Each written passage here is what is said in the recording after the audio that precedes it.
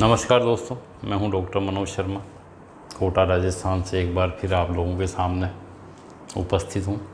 Mucormycosis जो black fungus के बारे में आप लोग जान रहे हैं, पढ़ रहे हैं मीडिया के अंदर सब जगह, लेकिन प्रॉपर चिकित्सा इसकी अब तक सामने नहीं आ पाई है कि इसकी चिकित्सा आखिर क्या हो सकती है।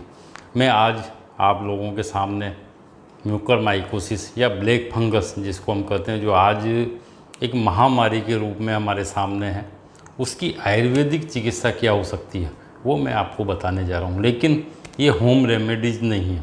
इसमें विशेष ध्यान देने की चीज़ यही है कि होम रेमेडीज़ मैं आपको नहीं बता रहा हूँ। ये आयुर्वेदिक चिकित्सा संपूर्ण एक आयुर्वेदिक चिकित्सा है जो किसी आयुर्वेद चिकित्सक की देखरेख में ही आप कर पाओगे, अन्यथा आप घर पे इसको अप्लाई करने का प्रयास न करें, है ना। कुछ एक इमरजेंसी चिकित्सा है, उसको आप कर सकते हो घर पे, जो फर्स्ट में मैं आपको बताने जा रहा हूँ। पहले भी मैं बता चुका इसको। यदि किसी को ब्लैक फंगल का इन्फेक्शन हो जाता है तो उसके बाद क्या करना चाहिए। बचाव के तरीके तो आपको पता है कि मास्क लगा के रहना चाहिए, नाक में तेल डाल के रहना चाहिए, है ना। चिकनाई के माध्यम में ये ज़्यादा प्रभावी नहीं होता है। और मुंह में भी आप इरिमेदादी तेल आयुर्वेद में आता है, उसका मंजन कर सकते हैं, उसको मुंह में भर सकते हैं। देसी घी को आप लगा सकते हैं, मुंह में लेपन कर सकते हैं। तो ये तो बचाव के तरीके हैं इसके। लेकिन यदि आप कोई भी इससे इन्फेक्टेड हो जाता है तो उसकी चिकित्सा क्या होगी, उसमें क्या किया जाए जिससे इसका प्रभाव ख़त्म हो जाए या आपका जीवन इससे सुरक्षित हो जाए। तो इसमें सबसे पहला और इमरजेंसी जो चिकित्सा है वो ये है कि तुरंत प्रभाव से, जैसे आप लोगों को मालूम चले, तो आप जो घर पे कर सकते हो चिकित्सा करने के पहले वो ये कर सकते हो, तो उससे आपको काफ़ी समय मिल जाएगा। तुरंत प्रभाव से प्याज का रस 3-3, 4-4 बूंद नाक में डाल दो, दोनों नाक में, क्योंकि प्याज के अंदर एंटी फंगल प्रॉपर्टीज़ बहुत मात्रा में होती है। किसी भी तरह की फंगल को ख़त्म करने की क्षमता प्याज के रस के अंदर है।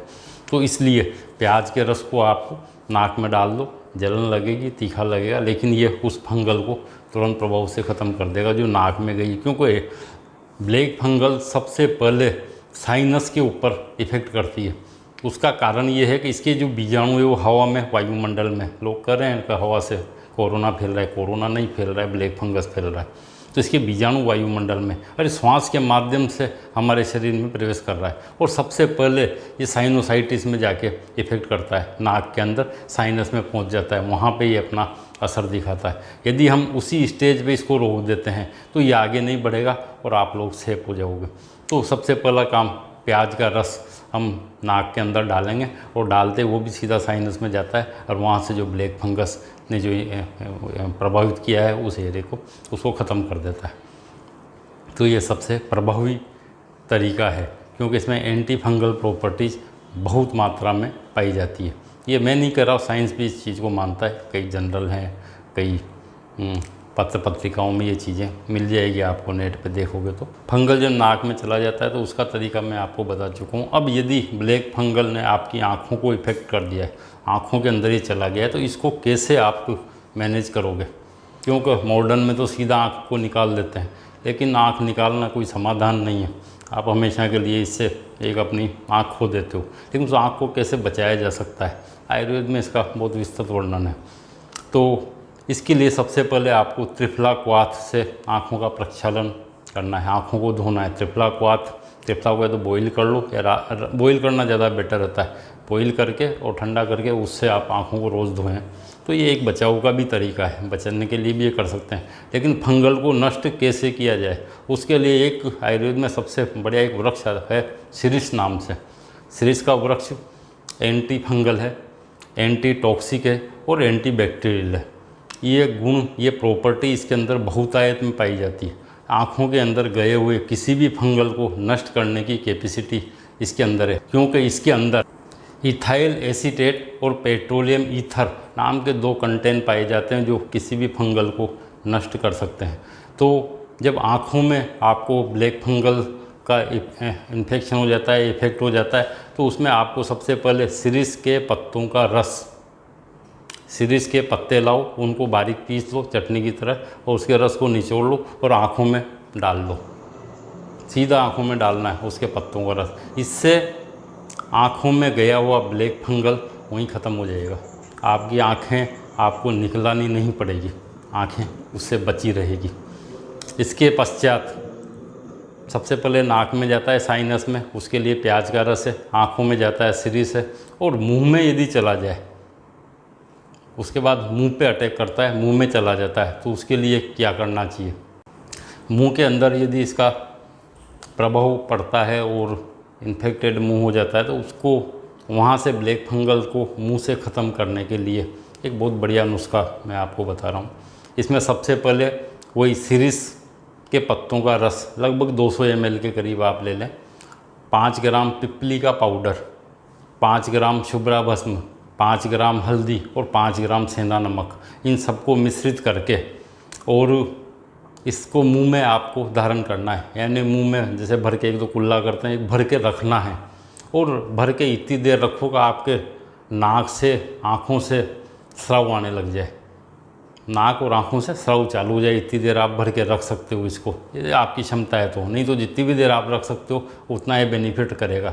जितनी देर आप मुंह में भर के रखोगे, ब्लैक फंगल का जो भी इन्फेक्शन है उसको ये जो मिश्रण है, ये जो आपका लिक्विड है, ये ख़त्म कर देगा। इसको आप नोट कर लेना और इसको प्रयोग में ज़रूर लेना। लेकिन जो भी मैं चीज़ें बता रहा हूँ, ये आयुर्वेद, ये एक संपूर्ण आयुर्वेद चिकित्सा है। इसको एक चिकित्सक की देखरेख में ही आपको करने में बेनिफिट है। आप इन चीज़ों को घर पे अप्लाई ना करें तो ज़्यादा बेटर है, क्योंकि आप ये पता नहीं कर पाओगे कि इन्फेक्शन कहाँ तक पहुँचा है। इसलिए मैं बार बार आपको ये दोहरा रहा हूँ कि ये घर पे ना करें, किसी आयुर्वेद चिकित्सक की देखरेख में ये चिकित्सा आप अप्लाई करें।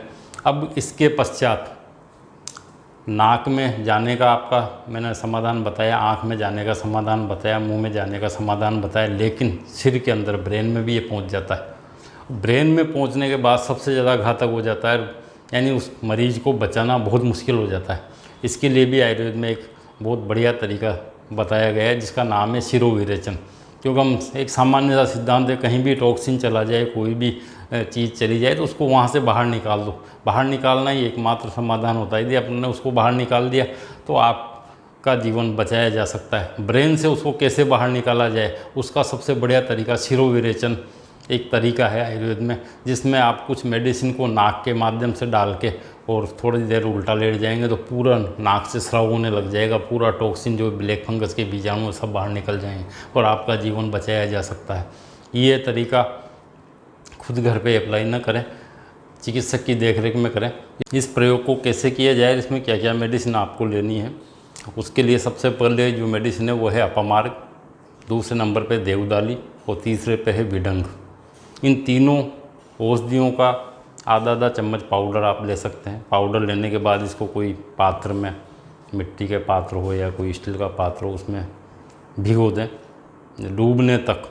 इस पाउडर को जितना डूब जाए उससे थोड़ा ज़्यादा पानी डाल दें आवश्यकता के अनुसार। आधे घंटे तक इसको भिगोने के बाद मसल के और छान लें। उस पानी को पेशेंट को सीधा लेटा के दोनों नाक में कम से कम 6-6 बूंद, 8-8 बूंद ये पानी की बूंद टपका दें, कोई रुई से या कोई भी पात्र से, जैसा भी, या कोई ड्रॉपर से। थोड़ी देर पेशेंट को सीधा लेटे रहने दें। उसके बाद उसको उसी जगह पे उल्टा कर दें। उल्टा करने के बाद थोड़ी देर बाद उसकी नाक से स्राव आने लगेगा। जितनी भी गंदगी, जितना भी टॉक्सिन है, वो सब अपने आप बाहर आ जाएगा। तो ब्लैक फंगस के जो बीजाणु हैं वो ब्रेन से निकालने का सबसे बढ़िया तरीका शिरोविरेचन आयुर्वेद में बताया गया है। तो इसका प्रयोग करो। इसके बहुत सारे, जरूरी नहीं है कि यही मेडिसिन, युक्ति के हिसाब से चिकित्सक काम में ले सकते हैं। और भी अन्य भी कई मेडिसिन है, कई तरीके हैं इसके। मैंने तो एक प्रतीकात्मक रूप से आपको बताया कि इससे ये टॉक्सिन बाहर निकल जाएगा, क्योंकि ये शिरोविरेचन के लिए सबसे बेहतर द्रव्य है और ये किसी भी तरह के टॉक्सिन को ब्रेन के अंदर से बाहर निकालने की इनमें काफ़ी क्षमता है। तो ये चीज़ें आप काम में लो। अब यदि कुछ बच जाता है इस प्रक्रिया के बाद भी, तो दोषों को शांत करने के लिए, यानी उन टॉक्सिन में कुछ बचे हुए टॉक्सिन है तो उसको ख़त्म करने के लिए एक धूम्रपान की विधि इसमें दी जाती है। कुछ मेडिसिन होती है, उनको जला के उनका धुआं लिया जाता है ना। तो उससे जो बचे हुए जो टॉक्सिन है वो भी शांत हो जाते हैं। उसका भी मैं आपको कुछ ड्रग्स बता देता हूँ ताकि आपको सुविधा रहे, चिकित्सकों को भी सुविधा रहे कि भाई क्या क्या उसमें लेना है। उसके लिए जो ड्रग्स बताए गए हैं वो ये है कि आप इसमें निर्गुंडी के बीज ले सकते हो, चंदन ले सकते हो, उसीर ले सकते हो, जटामांसी है, इलायची है और गुग्गुल है। इन चीज़ों को आप लेके और इनको जला के, थोड़ा घी डाल के इनको जला दें, और जला के उसका जो धुआं है वो नाक के माध्यम से आप अंदर खींचें, आँखों को भी लगाएं, मुंह के माध्यम से भी अंदर खींचें। तो जहाँ जहाँ भी टॉक्सिन आपके बचे हुए हैं उन टॉक्सिन का शमन हो जाएगा और आप काफ़ी हद तक ब्लैक फंगस से अपने अंगों को कटने से बचा सकते हैं, आँख को निकलने से बचा सकते हैं, नाक को कटने से बचा सकते हैं और अपनी जान की रक्षा कर सकते हैं। यदि ये प्रोसेस आप फॉलो करते हैं तो ये निश्चित मानिए कि इससे आपकी जान को बचाया जा सकता है, क्योंकि इसके खिलाफ़ तो बहुत तो खड़े हो जाएंगे लेकिन करके कोई नहीं देखता है। ये हमारे साथ सदियों से रहती आई है ना। आप घर में देखोगे तो कभी ब्रेड पे, तो कभी नमी वाले स्थानों पे, कभी रोटी पे, किसी भी चीज़ पे इसको हमने कई बार जाने अनजाने कई बार खाया भी है।